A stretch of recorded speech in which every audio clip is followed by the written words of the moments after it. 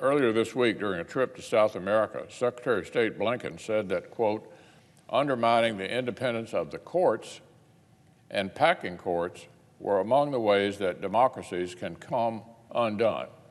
This is the Secretary of State during a trip to South America. His warning was apparently directed to neighbors in our hemisphere.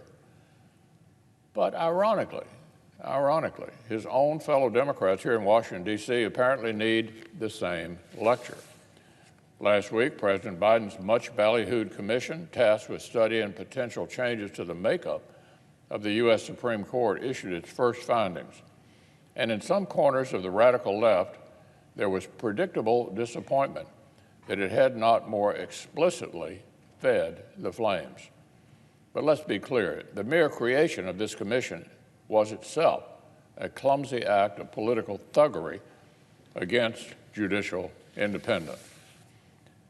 And what it did seem to support, shaping term limits on Supreme Court justices, is no less of a radical affront to the principles on which the court was established.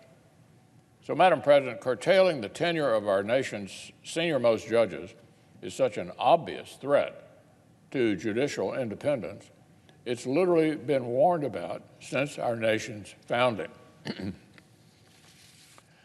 Here's what Alexander Hamilton had to say about it, and he didn't mince any words. In Federalist 78, he warned that the judiciary is, quote, in continual jeopardy of being overpowered, awed, or influenced by its coordinate branches, and that as nothing can contribute so much to its firmness and independence as permanency in office. Permanency in office.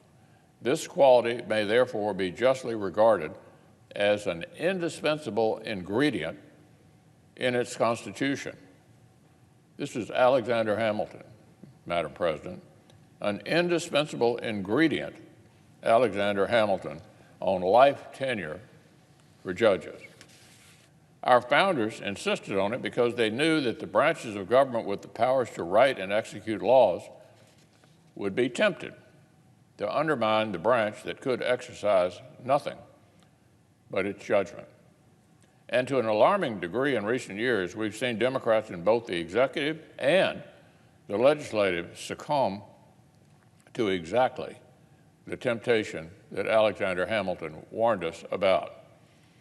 From the brazen amicus brief from a group of our Senate colleagues warning the court to heal itself, lest it be restructured, to the bizarre verbal threats issued by the Democratic leader on the steps of the court, naming justices who would, quote, pay the price, end quote, for failing to rule the way he wanted, to the pseudo-academic commission the president created to consider reanimating the ugly cadaver of court packing that his party last tried 80 years ago. So, Madam President, these are nonsense responses to a non-existent problem. The real problem is the shameful depths to which Democrats are apparently willing to stoop in pursuit of brute power. As I've said before, sensible people of all political stripes have an obligation to condemn this behavior. But the most embarrassing condemnation of these tired tactics, our founders saw it coming centuries in advance.